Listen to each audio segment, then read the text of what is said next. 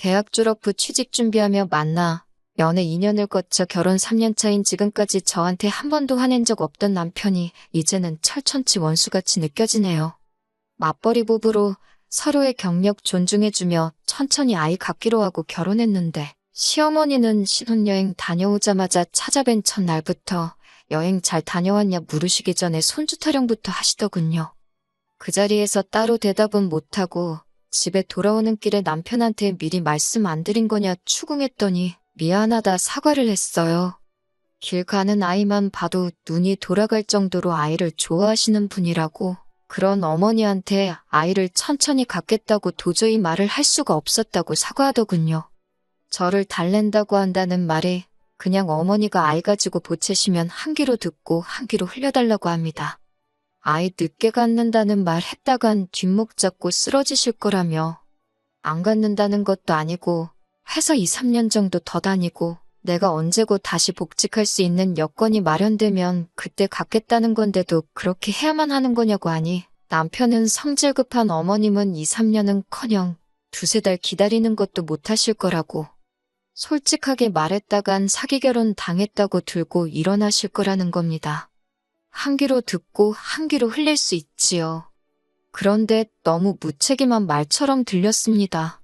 남편이야 자기 어머니니까 괜찮겠지만 저한테는 시어머니고 아마 모르면 몰라도 얼굴 마주칠 때마다 아이 소식 물어오실 텐데 그 스트레스는 제가 다 감내해야 하는 일이었으니까요. 처음 1년 동안은 노력하고 있는데 잘생기지 않는다는 식으로 어떻게 둘러대며 넘겼습니다. 그런데 매번 같은 변명을 하면서 대답을 피하니 어머님은 어머님 나름대로 연구도 하고 고민도 하셨더군요.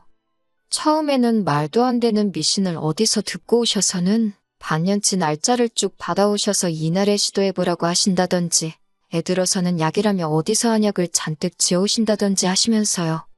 그렇게 노력하셔도 소식이 있을 리가 없었겠지요. 저희는 저희대로 조심하기도 하고 조절도 하고 있었으니 말입니다. 그런데 노력해도 잘 안 된다는 말이 오히려 어머님 근심 걱정만 더 키워놓은 꼴이더라고요. 미신을 믿어서 안 되니 이젠 과학으로 접근하신 겁니다. 시험관이며 그런 이야기까지 꺼내셨고 기어이 저랑 남편을 병원에까지 끌고 가서 검사를 받아보라 권하시고 했어요. 그런데 충격적인 검사 결과를 받게 되었습니다. 제 신체가 의학적으로도 건강하고 아무런 문제가 없는데도 원인을 알 수 없는 이유로 아이를 가질 수 없다는 결과를 받게 되었어요. 어머님은 결과 받으시고 충격에 남편이 말해준 대로 뒷목 잡고 알아 누우시더군요. 결혼 전에 검사를 당연히 받았어야 하는 거 아니냐, 우리 아들 어떡하냐며 뒷목 붙잡고 쓰러지시더군요. 명백한 사기 결혼이다 하시면서 시모가 어디서 시바지를 구해와야겠다는 말도 안 되는 소리를 하셨는데 남편이 그때는 어머니 무슨 말씀을 하시는 거냐며 제 편을 들어줬네요.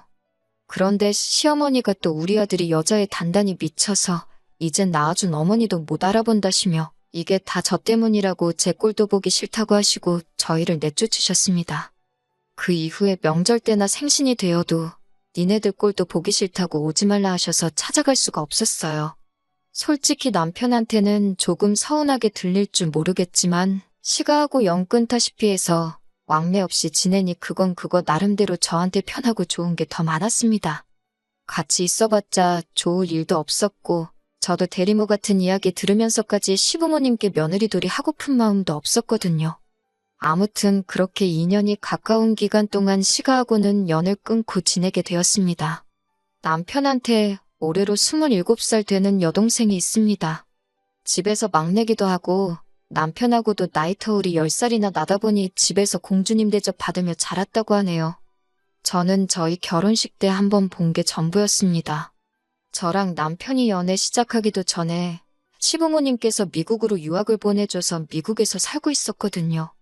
여름방학 때마다 한두 번씩 귀국해서 꽤 길게 시간 보내다 가고는 했는데 저랑 남편이 연애하는 동안에는 사실 만나볼 필요조차 못 느껴서 따로 만나본 적은 없었고 덕분에 결혼식 때 한번 본 게 전부였네요. 결혼 후에는 자가격리도 그렇고 한국은 초반에 환자 수도 없이 대처가 좋았지만 미국은 아주 난리였다 보니 위험하다고 오지 못하게 해서 귀국을 따로 한 적이 없었거든요.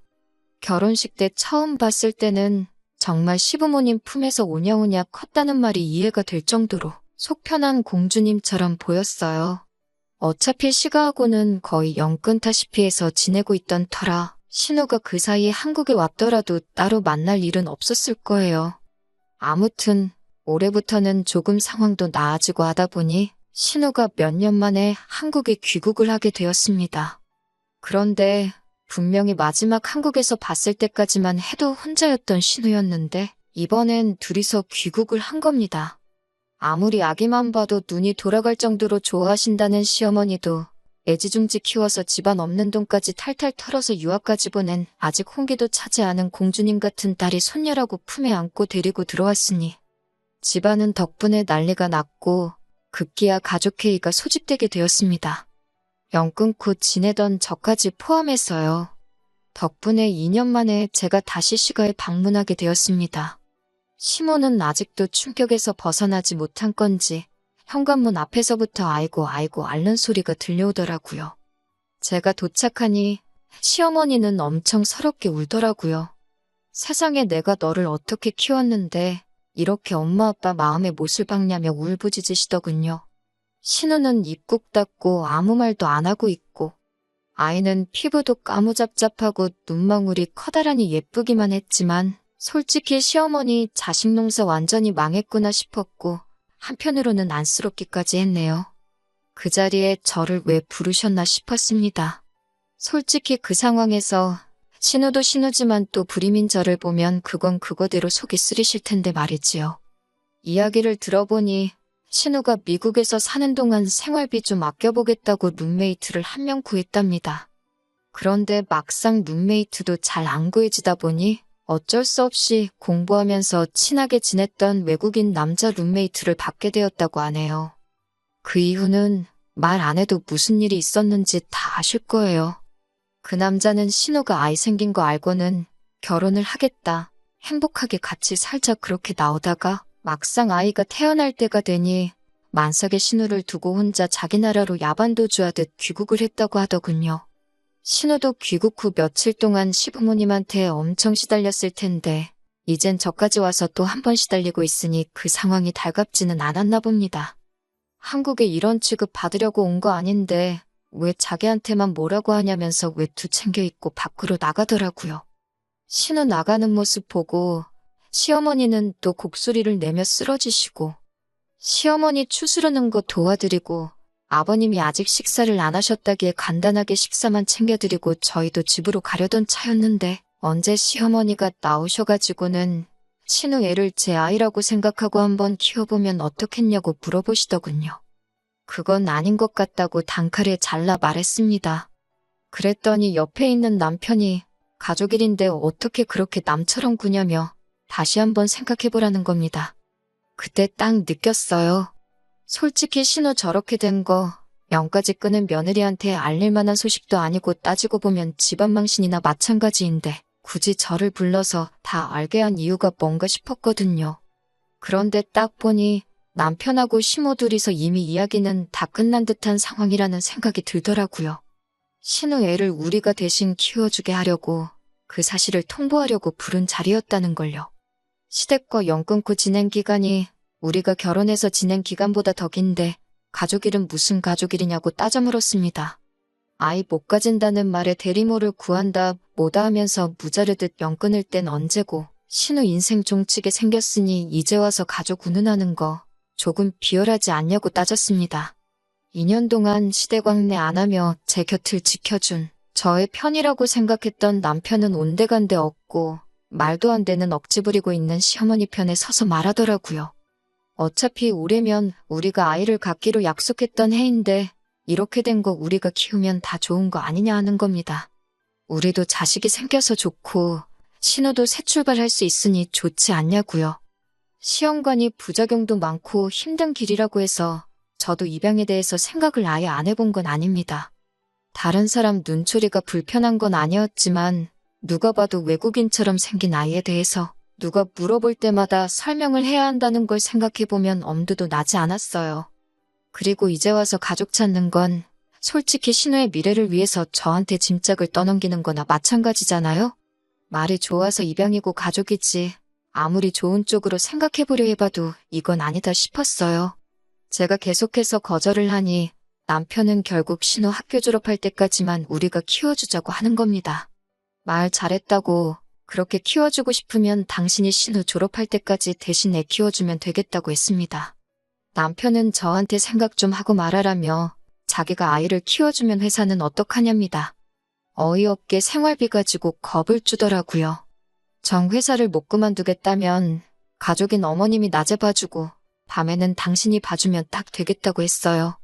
가족 좋은 게 다 이러려고 있는 거 아니냐고 했죠. 생활비는 주던 대로 꼬박꼬박 주고 그 어떤 이유로 하루라도 나한테 애 좀 봐달라는 도움 구하지 말라고 자기가 키우자고 했으니 확실하게 책임을 져달라고 했습니다. 저한테 상의도 없이 둘이서 그렇게 하기로 정했으면 당연히 그렇게 정한 사람들이 책임을 져야 하는 거 아닌가요? 제 기분이나 그런 건 하나도 고려 안 하고 자기들이 다 정해놓고 귀찮고 힘든 건 저한테 다 떠넘긴 거나 마찬가지잖아요. 그 결정에 제가 책임져야 할 부분은 하나도 없다 생각했습니다. 자기 동생, 자기 딸이 실수로 아이를 갖게 된 게 안쓰럽다고, 제가 아빠가 누군지도 모르는 외국인 아이를 맡아다 키우는 게 당연하다고 생각하는 정신머리부터 고치라고 했습니다. 시어머니가 또 거기서 소리를 바락 지르면서 저 같은 건 꼴도 보기 싫다고 내 집에서 나가라고 하길래 제 가방 챙겨서 곧바로 나왔습니다.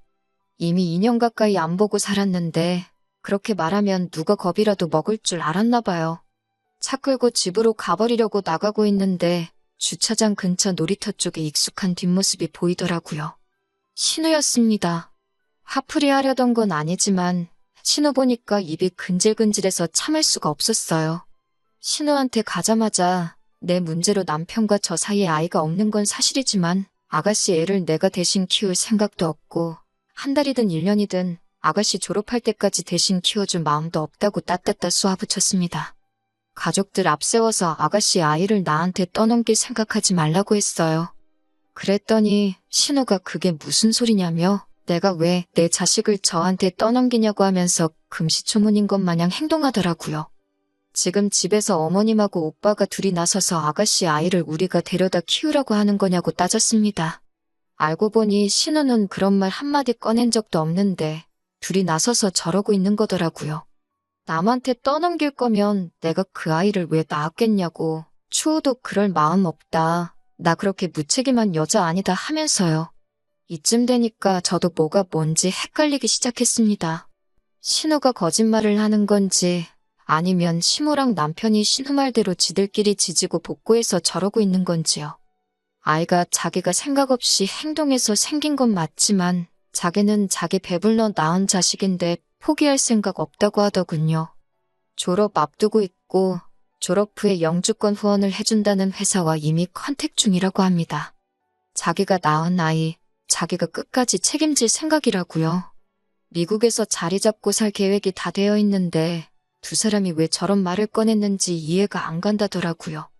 오히려 저랑 똑같이 정작 엄마인 자기랑은 상의도 없이 두 사람이 그렇게 정해서 저한테 통보하듯 말한 부분이 신우도 많이 화가 난 듯 보였어요.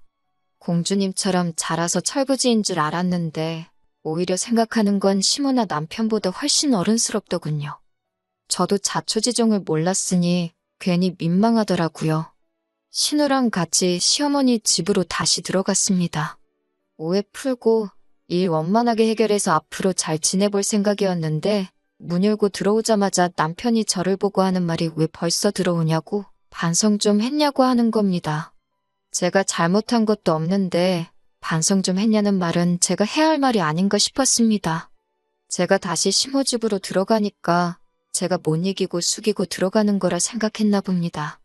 신우가 가족들한테 오해 풀어주기도 전에 남편이란 작자가 저러고 나서니 정이 뚝 떨어지더군요. 제가 남편과 감정이 격해질 것 같으니 신우가 나서서 중재를 해주며 자기는 아이를 누구한테 맡길 생각은 추호도 없다 가족들한테 설명해줬습니다. 시어머니는 신우 말 듣자마자 또다시 곡소리를 내면서 뒷목을 잡으셨고요. 그 와중에도 떳떳하게 자기 앞으로의 계획에 대해서 말해주더군요. 이 상황에서 나이가 제일 어린 신우가 이 집구석에서 제일 어른스러워 보였습니다. 오해는 풀렸다지만 남편은 집에 가는 길 내내 저한테 궁시렁대기 시작하더군요.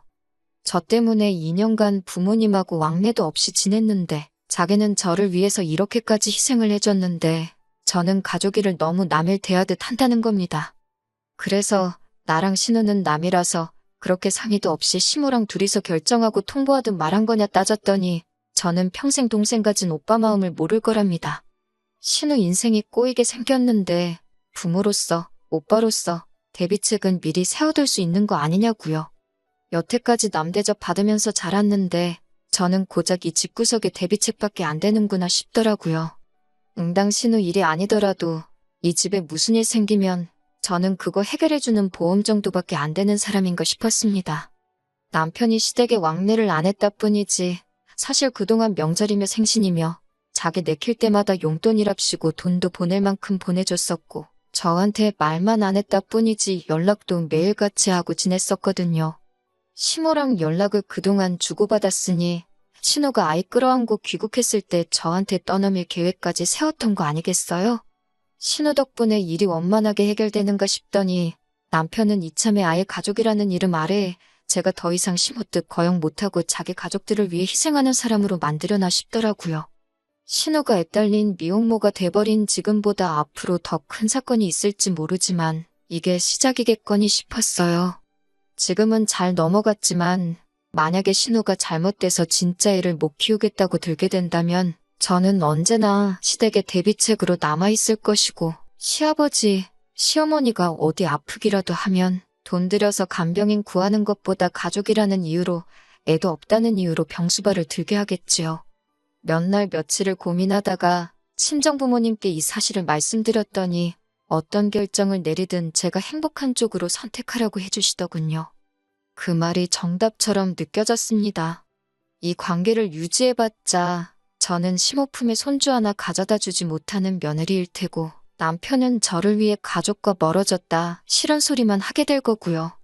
이런 관계를 유지해봤자 저도 남편도 서로 행복하지 못할 거라는 생각이 들었고 그래서 결국 이혼하게 되었습니다.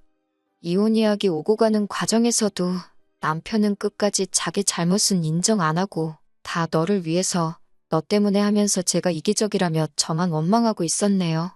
차라리 제가 불임 판정 받았을 때 남편이 어중간하게 제가 시댁에 죄 지은 느낌 들게 미안한 마음 들게 하려고 시댁과 연 끊고 지내는 걸 묵인해주지 말고 시모가 말한 대로 애 낳아주는 여자 찾아서 새장가를 갔었으면 싶은 생각이 드네요.